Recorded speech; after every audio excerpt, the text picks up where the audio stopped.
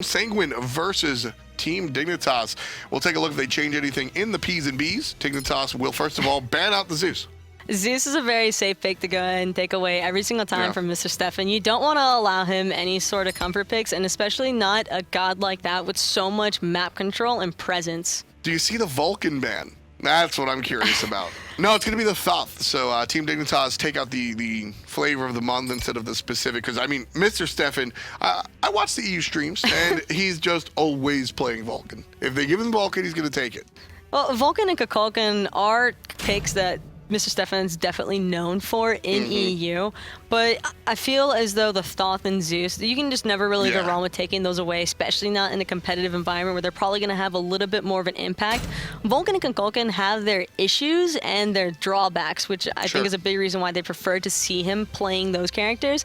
And we can see Sanguine opting for that Amaterasu right away, and that could be a bit of a flex pick coming through on the side of Sanguine. Yeah, there's a lot of different spots to put it there. Rama for the Hunter and the Captain Nika. I like this pick a little bit more than the Cupid. He's a little bit taller, so I think we'll go with that one. I saw that side eye. Thank you very much. Ullr will be the selection for Team Dignitas. Is this as flexible as we've seen it on other teams? I would imagine not, and you can see Zyrhoes isn't exactly somebody who's accustomed to playing that Hunter in the mid lane. I feel as though he prefers his mages more so than anything, and he's excellent at them, so I don't blame the man in the slightest for that. Zyrhoes has always preferred the Zyrhoes started his career, his competitive career, in the jungle for SK Gaming, taking Captain Twig's job and putting Twiggy forcing things around there. But then he took Captain Twig's job, moving to the mid lane, because he just likes playing mages that much. He was playing Janus jungle, and then SK was like, Twig, you're playing jungle. Because we're going to see the Janus. So, Zyrhoes sticking with the mages all the way around. Dignitas, they're going to ban the Kabrakan and the Sobek, and Sanguine ban out varieties Ymir. They really do not like Guardians on the side of Sanguine. This is, I mean, you see the Ymir, Kefri, Sylvanas, Fafnir. It's a hard life being a support these days. That's what I'm learning. But Janus coming through on the side of Sanguine. And one thing that I will point out that I think is a bit of a risk factor on the side of Sanguine is you're picking a lot of mobility into Poseidon. And on top of that, now that Dignitas also went ahead and locked in that Terra, that's even more lockdown potential. And we've seen how this has played out for teams in the past against these heavily crippled, controlling AoE abilities. And I wonder how Sanguine are going to be able to manage around that. I'm certainly looking at that, and I'm also looking at the last pick. I hope we don't see a support Susano. We'll certainly keep our eye on that one. Sanguine, Amaterasu, Ram, Susano, Janus, and Gab. Like you said, a ton of movement, but will they actually be able to move with that whirlpool? I think that's the big question for Team Dignitas versus Sanguine. Game number 2.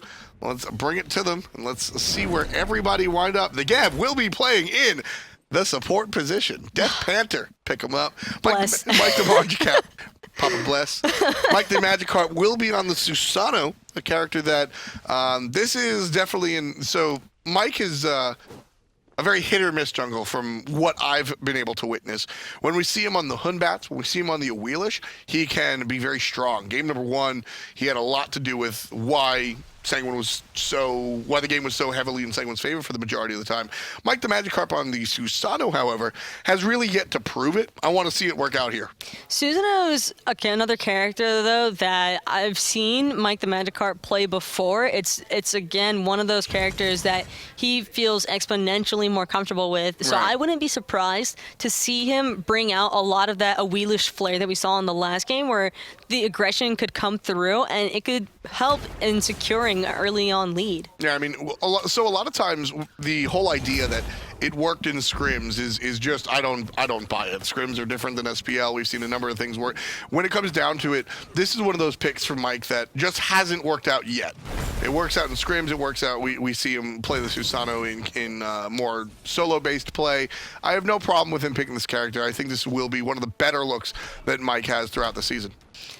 And right away, Dignitas is going to opt for that invade onto the blue buff, which is really smart decision making there. They recognize the Amaterasu. Even though Susano has okay clear early on, it's still not as strong as you would ideally like it to be, especially not against that Batz, that Poseidon, that Hercules.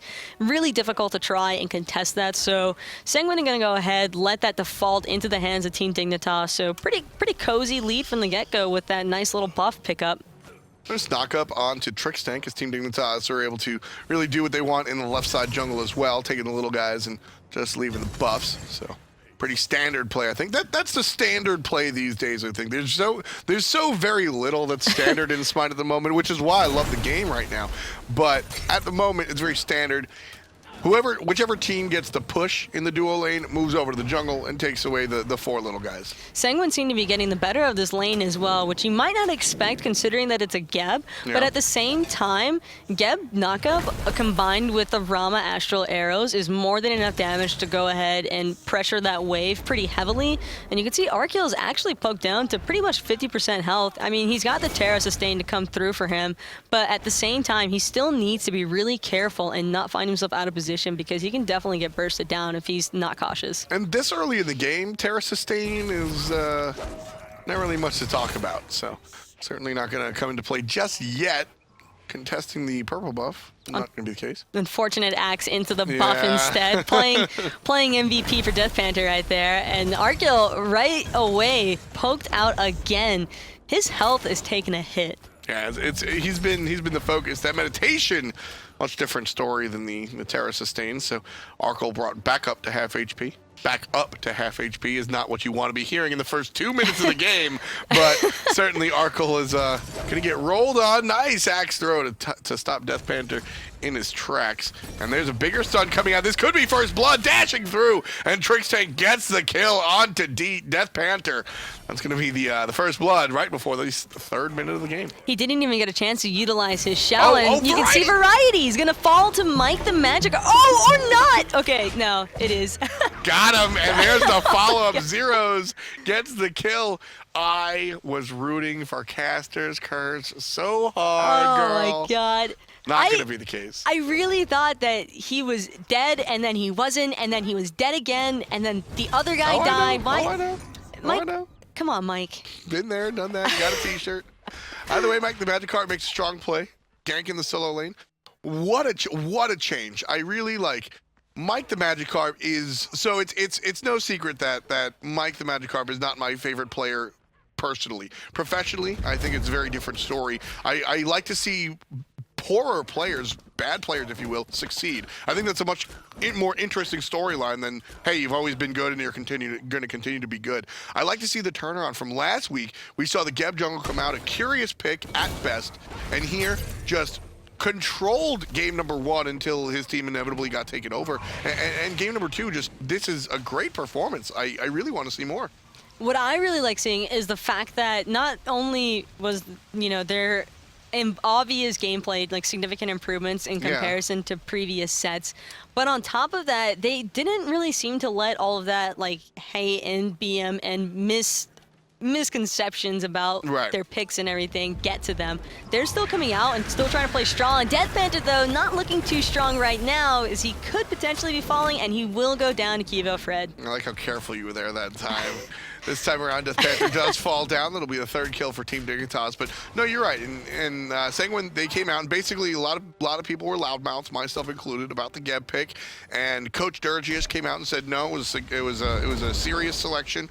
And MikeTheMagikarp was like, nope, that's a serious selection. It works in ranked, which. You know who you can blame for that, by the way. You know who you can blame for the Geb jungle? Funballer, because he got one shot by it twice. That's why that's a legitimate strategy. So I'll buy it, but a lot of us were very loud about it, and Sanguine came and said their piece. Like I said, Coach Dirgius came out and said something, MikeTheMagikarp came out and said something, and that was that. Right? They didn't continue on. They didn't go on any long harangues. And you got to give credit where credit's due. They were able to bounce back, like you said, this week and put on a relatively strong performance, especially in juxtaposition what we saw last week. So I think that's also one of the positives, because especially for these lower end teams that are trying to prove themselves, speed bumps like that can wind up being mountains instead of molehills. No, completely agree with you on that aspect. But speaking of strong performances, Zyrhoes has had quite the set today so far, and like quite the display. I know it's still really early on into the 2nd game here, but these Poseidon whirlpools and the Krakens and everything have been pretty on point, other than like 1 or 2 mishaps. But even then, the mishaps that he has had with the Krakens have only been results of trying to play for the team more so than for the kill. And to that regard, I mean, that's the that's the story of, well, Zyrhoes has just generally always been good, so he's just going to continue being good, right? You know, that's we've always seen Zyrhoes perform at this level. Like I said, even in the jungle, when he forced Captain Twig to switch positions, because he was just like, all right, I'm just going to play Janus jungle until you give me the mid lane, right? Zyrhoes has always been a strong player in my eyes, going back to, again, he used to team with Captain Twig on SK and then Fnatic, so, you know, I don't think that's any surprise to me. His mid lane has been out of this world, and I think that, you know, a lot of people, would you consider, actually, Terra ultimate looking for a chase. Didn't expect that. DeathPanter didn't either. He's going to get controlled and rolled. Zyrhoes on the good side as we hit 7 minutes. The 4th kill comes through for Team Dig.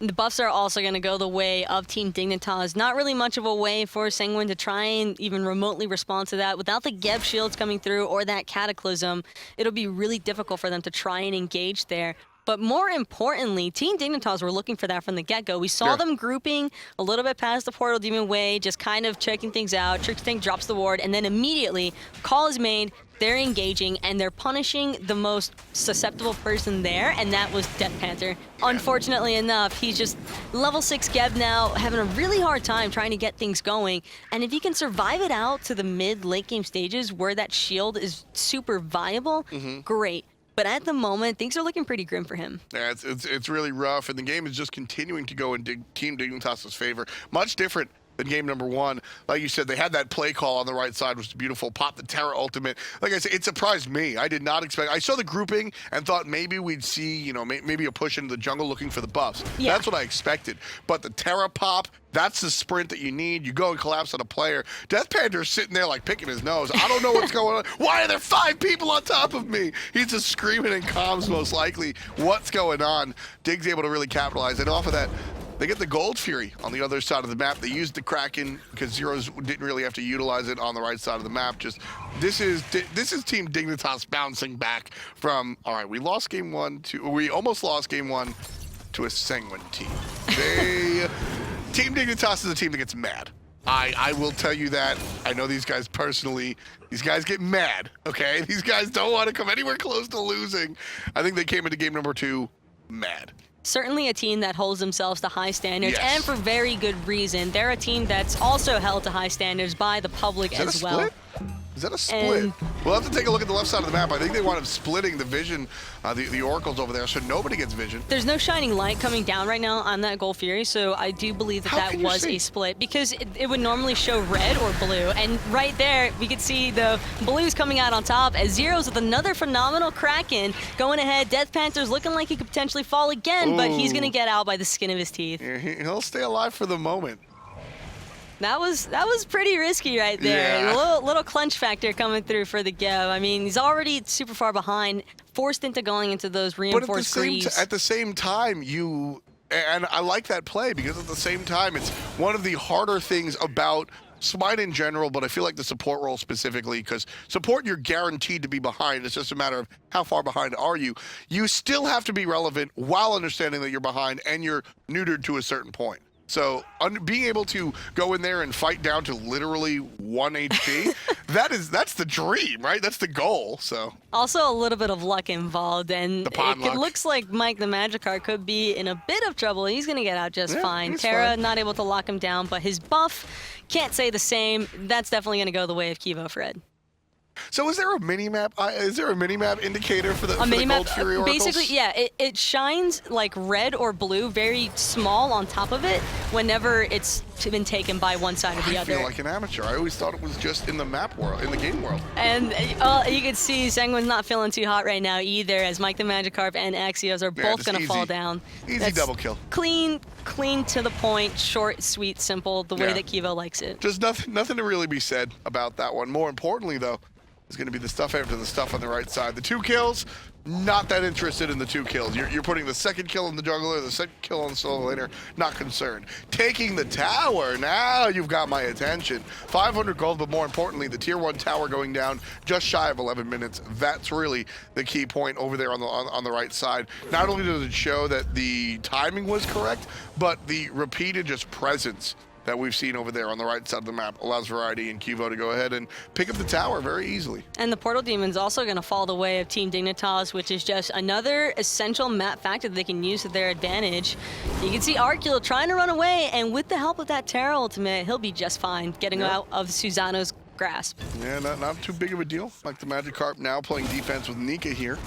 As Trixtank tries to find the stun, waits for it, but still doesn't pull the trigger. A little bit late there. And help from the jungle not coming. Janus staying in the mid lane, so we're going to see the push down from Team Dignitas. Great stun onto Nika. Damage could be done. Here comes help from DeathPanter finally as Zyrhoes cuts off Mr. Stefan mid-rotation. Arkyl's going to fall down. Trixtank gets the triple root, and here comes the Hood Batz. Gets MikeTheMagikarp in the Fear No Evil. Trying to follow up is going to be the kill. QvoFred gets the kill. The tier 1 tower. DeathPanter battling with the mid lane, and Nika trying to find the last shot, and he gets him from afar. QvoFred from a distance, number 3 for Sanguine. And DeathPanter feels Gebman right there. Variety also in a bit of an awkward situation after trying to chase down Nika. You say that, he's going to one-on-2. And he's going to just take him out. That's the Hercules factor right there. Fantastic character when it comes to just battling. That mitigate wounds, obviously going to give you a nice little heal off the top, but it's also going to turn things around and deal more HP back to you as you take damage. And then, of course, the Hercules passive has been changed, but still gives him a boost when around multiple people. He's going to take the one-on-2 and just punish Nika. That's just one of those plays where, like, as an ADC, you're kind of just like, did that really just happen? Yeah. That's all I can imagine going through Nika's mind right now is just, did that actually just happen to me? That's where those posts come, where you see people complain about X character is overpowered, and you read it and you go, no, they're not. What are you talking about? But you experience something like that, and you go, all right.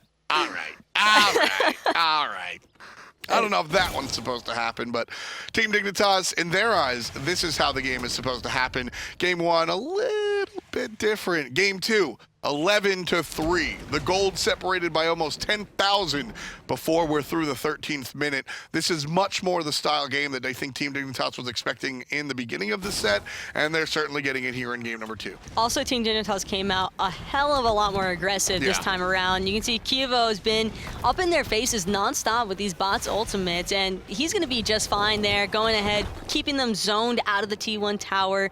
Really smart use of the Terra ultimate as well, just in case he didn't have quite enough movement speed to get away. And now they're just going to look at this Gold Fury, and I'm pretty sure that this is just going to go uncontested. Yeah, there's no way that Sanguine can even show up in time, and if they do, Variety's just going to slide kick him out of the way. When it comes down to it, QvoFred, I think on the Hun Batz, has much more control of the early game, and Sanguine right there, they got control of the early game, and that's what allowed them to really sink their teeth in and try to find themselves on the good side of the match. Here, Sanguine just never got that opportunity because as soon as QvoFred hit 5, he's making plays, he's trying to find kills, and a big deal, Mr. Stefan hasn't been able to get off the ground either. That's going to be another death for the Janus player here. Variety picks up Mikey. Winions right there. That's a classic Winion scenario. Those archers straight to the face. It was a great outplay for a second by Mike to go ahead and escape on that 1 HP, but archers just shining through once again for Team Dignitas. And now this Fire Giant, just much like the Gold Fury, is just going to have to go uncontested by Sanguine. There's just no response that they could possibly make. That's look at their lead. So early. They are actually almost 1K gold per minute at this point in time. It's very, very borderline that, and I mean, this is the Dignitas that people are accustomed to seeing. This is the Dignitas that gets frustrated when they're not, snowballing from the get-go, because this is high standards, and they have to have these standards for themselves because that's just what they've developed and progressed and showed themselves as. Absolutely. I mean, like I said, these guys get mad. I know Zyrhoes personally. He and I are friends, and this is the guy that comes out of a best of 5 with 3 wins and 0 losses, angry at himself because he died twice, right? Arkkyl picks up an easy kill. This is going to be a good fight for Team Dignitas until Sanguine shows up. Taco, this might have been a big turnaround. A lot of red jerseys here on the right side. 1 shot's good, 2 shots not good. Vision deterred by the Fire Giant nonsense going there on the right side of the map. Arkkyl, Axioz here still trying to fight out. Variety dashes forward. QvoFred on the backside gets the kill. Variety on the front side gets the flip. Still looking for more, but Axioz a little bit too tanky. The Sanguine solo laner going to meet his demise here, unless he dashes away. But Arkkyl from a distance with the pop shot gets him with the third ability. Hail of arrows from the Ullr. Out of control. Would you compare the Ullr 3 to Rama snipes? Okay, I thought you were gonna go with the kill that we saw at Pretty Prime earlier. So I don't know about that one. You know what? I can see where you're going. There's some style points though that's involved. It's not a big area. It's a single. It's a single area, maybe slightly easier to hit than a Rama because I believe it launches a little bit faster. But at the same time, it is still pretty stylish if you go ahead and secure that the way that he did. Absolutely. Taco, you want to talk style? Team Dig might just walk in and kill this. 16, almost 17 minutes on the clock. Arkkyl gets damage out. Axioz falls down to the hand of Zyrhoes. Right side Phoenix is already down. Mid lane Phoenix being taken out here by the basic attacks from Zyrhoes. Still not dead just yet. Big ultimate out of the solo laner. There's going to be the follow-up damage. Zyrhoes puts number 18 on the board. 19 goes to Arkkyl. Down goes to Firebird. 3 players dead. 4 players dead. Arkkyl finds the long-range shot one more time. Taco, this is game. There's just no way Sanguine could possibly hope to hold him off, especially not Mr. Stefan just getting absolutely deleted at the last moment there. DSI going the way of Team Dignitas, and Sanguine's just down and out for the count. Listen, I love to see teams get upset like that. I'm sorry, but that is a situation where, like I said, I mean, that's Zyrhoes and Variety just yelling at everybody, themselves included. I mean, they came out in game number 1, and Sanguine was able to find some footing. Game number 2, the enemy just wasn't allowed to celebrate anything whatsoever. No, but hopefully they keep their morale up and we see them bouncing back again, because significant improvements, nothing to be ashamed of, I'd say, for the most part. Much better week for Sanguine, absolutely. If you ask this commentator, I think that they have a much better lookout for the rest of the season, and I hope to see them right then and there. Double kill for Dignitas as they take game 1 and game 2 above their opposition. But how did they do it? Graham, break it down. Well, you did see there as well. Obviously, Dignitas did manage to find the 2-0. It was an expected result, but the FP people out there may have been worried back in game 1 because Sanguine did get off to a much better start than we've seen previously. Axioz, first of all, on the Osiris coming into play, did get a couple of buffs recently, and he actually put on a bit of a display in the early game. This is a nice little pickup of Ymir and Variety early on, especially after being picked on in the early stages and dropping for the second kill of the game. But he came back nicely to really wail away at that Ymir, and then onwards to wail on the tree as well. Sylvanas under pressure here, and that's another pickup for Sanguine. The bad news is that this wasn't the case for the whole day.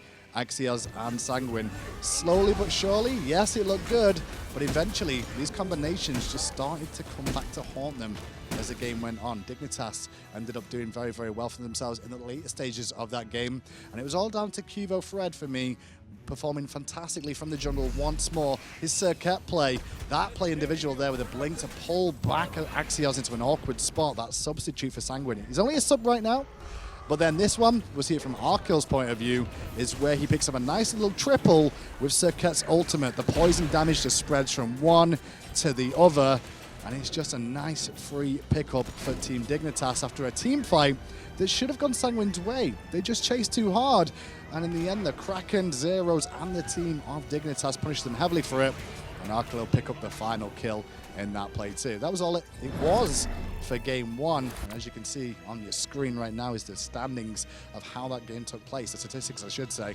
with 14 kills to 17. For the majority of that time, it was Dignitas who were at a deficit there for the majority of this state, but it was all that matters at the end, where Dignitas finally caught back up after a couple of team fights and took game 1. Heading into game 2, however, a bit of a different story.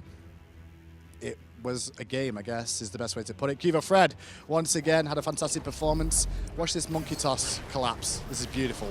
He waits for the tornado, jumps over it with a monkey toss, and then, to add insult to injury, they also managed to pick up the Amaterasu as well. Nice little play out of QvoFred there, and the boys of Dignitas. And the trade just didn't stop on the side of Dignitas today with another teleport through.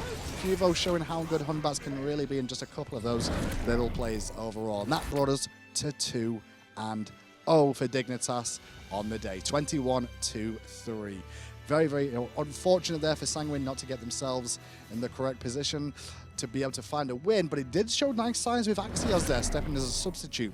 The rumor is Dodo's still on the squad right now. It's just basically a sub day. He needed the day off, and Axioz is going to be in there for the replacement role. But maybe Axioz will get picked up by a team in the future.